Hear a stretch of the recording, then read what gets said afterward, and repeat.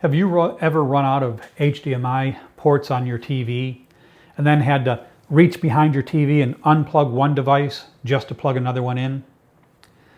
Well, this HDMI switch lets you connect two devices to one display and jump between them without having to crawl behind your TV every time. Hi, I'm Vince, and in this sponsored video, I want to give you my honest opinion of this 8K 2-in-1 HDMI switch. I'm going to talk to you a little bit about its features, and then I'm going to answer some of the most commonly asked questions people have about it, and then I'll demonstrate it to you, how you can use it on your TV. So it comes with the instructions and a warranty registration card. It comes with the power cable. Now it doesn't come with the charging block, so you'll either have to, some TVs have a USB port that provides power, or you'll just have to get a block and plug it in. But it comes with that, and then it's just this little device right here. Let me show this to you. Get it up close for you. So you basically have your switch right here where you can just press that button and switch from input 1 to input 2. It has the two HDMI ports there. And on the back, it has your HDMI out and your power. So just a tiny little lightweight thing like that, but it does just what it's supposed to do. So before I demonstrate it, let me answer some of the most commonly asked questions people have about it. For instance, what resolutions and refresh rates does it support? That's important, right? For a little device like this. It supports up to 8K at 60 Hertz, 4K at 120 Hertz, and 1080p at 240 Hertz. So that's outstanding for a small device like this. And it does it with full HDMI 2.1 bandwidth, up to 48 gigabits per second. So it's going to do everything you need it to do. You're not going to have to worry about this device and you're losing, quality and picture quality. Is it good for something like the current PS5 or the Xbox Series X?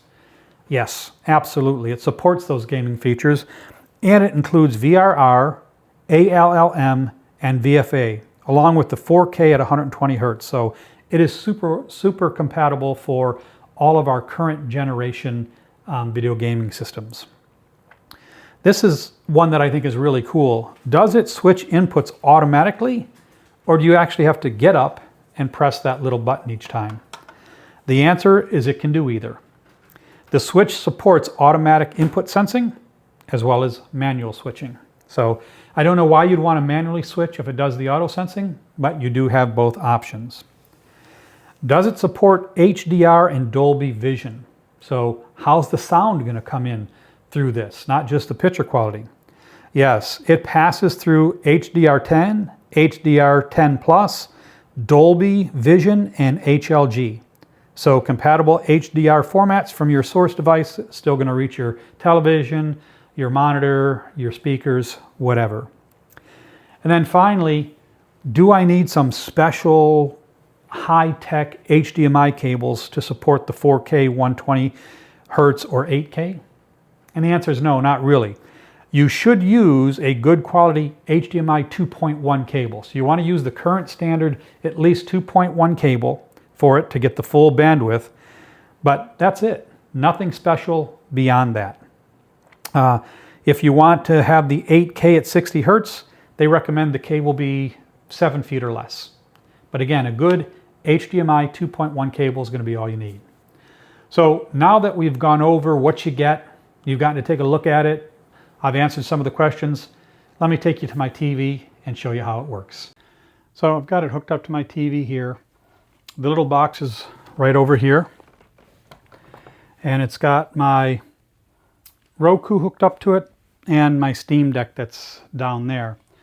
Now, if you have devices that stay powered on like the Roku does, it's going to stay with the Roku even when you power something else on.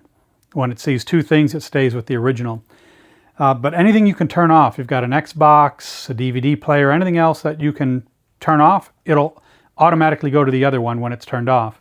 But if they're not turned off, like the Xbox or the Roku doesn't turn off, you just press the button and it switches signals, and now my Steam Deck is showing. So It's just that simple. And like I said, if you've got the on-off buttons on your devices, you can turn one off and it'll automatically switch to the other. And so that's how you switch back and forth. You just can press the button, but if something has a power on and off, it'll do the job for you. So you got to see how it works on my TV. So you're obviously in the market for something like that, like this. That's why you're watching this video. So if you think this would work for you, you can always give it a try, right? You've got nothing to lose. Pop it in your cart, see what you think of it. Give it a try for a couple of weeks. So if you're watching this on YouTube, you can click the link in the description below. It'll take you right to your Amazon account to this product. And if you want to give it a try, you can do it then, or you can do it that way.